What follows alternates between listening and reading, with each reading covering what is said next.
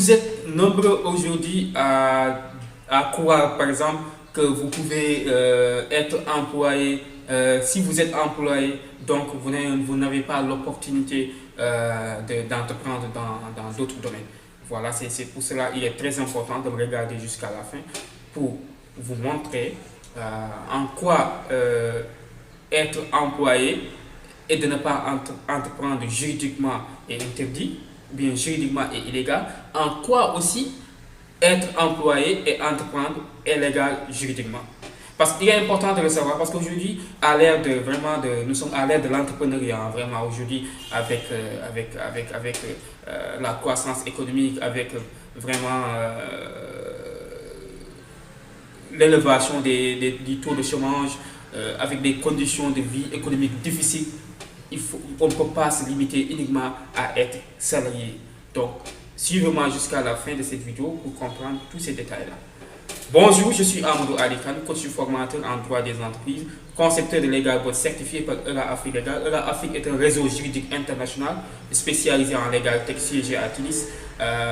Donc, j'ai un programme dénommé Assistance juridique digitale et leadership, un programme que j'aide, accompagne et vraiment soutient les commerçants, les entrepreneurs à mieux gérer leur business. Donc, toute activité commerciale qu'ils font, à savoir comment gérer les risques juridiques pour ne pas tomber en faillite.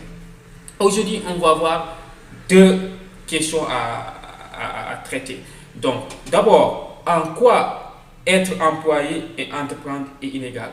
Donc, juridiquement, en quoi être employé et entreprendre est illégal?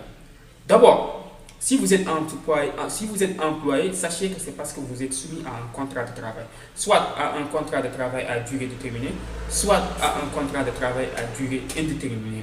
Parce qu'il y a deux types de contrats de travail qui existent. Un contrat de travail à durée déterminée, un contrat de travail à durée indéterminée. Maintenant, bon, il y a ce qu'on appelle un contrat d'essai et tout ça, mais deux types de contrats que vous devez retenir, considérer comme étant des contrats de travail permanents. C'est le contrat de travail à durée déterminée qui peut être renouvelé et un contrat de travail à durée indéterminée. Maintenant, si vous êtes soumis à un contrat de travail, que ce soit un contrat de travail à durée déterminée ou un contrat de travail à durée indéterminée, là, vous êtes employé. Maintenant, parmi les clauses en fait qu'on énumère sur le contrat de travail, on peut énumérer ce qu'on appelle les clauses de non-concurrence. Les clauses de non-concurrence, cela veut dire tout simplement que vous ne pouvez pas être employé dans une entreprise et concurrencer votre employeur dans le même domaine que vous travaillez dans l'entreprise. Donc c'est ça qu'on appelle les clauses de non-concurrence. Pour que vous sachiez en fait ce que c'est une clause de non-concurrence. Si vous êtes soumis à une clause de non-concurrence, là vous êtes obligé peut-être d'entreprendre dans d'autres domaines, mais pas dans le domaine dont vous travaillez dans l'entreprise, comme étant un contractuel à durée déterminée ou bien un contractuel à durée indéterminée. Là c'est clair, j'espère. Maintenant, si vous êtes un prestataire de service, là vous êtes libre parce qu'un prestataire de service n'est pas soumis à un contrat de travail. Une prestation de service, c'est que vous faites votre travail librement. Maintenant, vous avez des horaires de travail et vous respectez peut-être ces horaires de travail-là. Ça peut être 6 heures par jour ou bien 4 heures par jour.